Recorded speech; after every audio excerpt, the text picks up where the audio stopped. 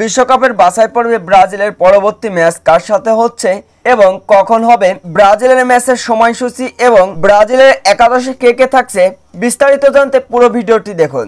আগামী 11 জুন প্যারাগুয়ের বিপক্ষে বাংলাদেশ সময় 6টা 45 মাঠে নামতে যাচ্ছে ব্রাজিল এবং প্যারাগুয়ে। কার্লো আনচেলত্তির নেতৃত্বে অবশ্য শক্তিশালী একাদশ নিয়ে মাঠে নামতে যাচ্ছে ব্রাজিলিয়ান ফুটবল টিম। ব্রাজিলিয়ানরা যদিও বা গত ম্যাচে অবশ্য ইকুয়েডরের বিপক্ষে তেমন একটা সুবিধা করতে পারেনি ব্রাজিলের ফুটবলাররা।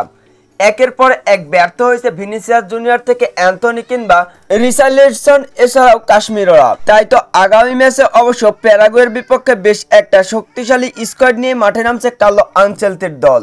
বিশ্বকাপের বাছাই পর্বে অবশ্য নিজেদেরকে কোয়ালিফাই করতে বেশ একটা কাঠখড় পোড়াতে হবে ব্রাজিলিয়ান ফুটবল টিম, কেননা প্যারাগুয়ের বিপক্ষে ব্রাজিলের এই ম্যাচটা বেশ গুরুত্বপূর্ণ।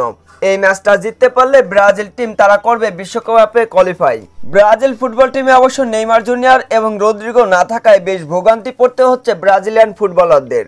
নেইমার ছাড়া যেন ড্রাইভার ছাড়া গাড়ি চালাচ্ছে ব্রাজিলিয়ান ফুটবলাররা।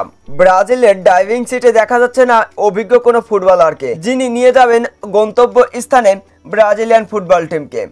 নেইমার জুনিয়র থাকলে ব্রাজিল টিমটা সবসময় শক্তিশালী এবং স্ট্রং হয়ে থাকে।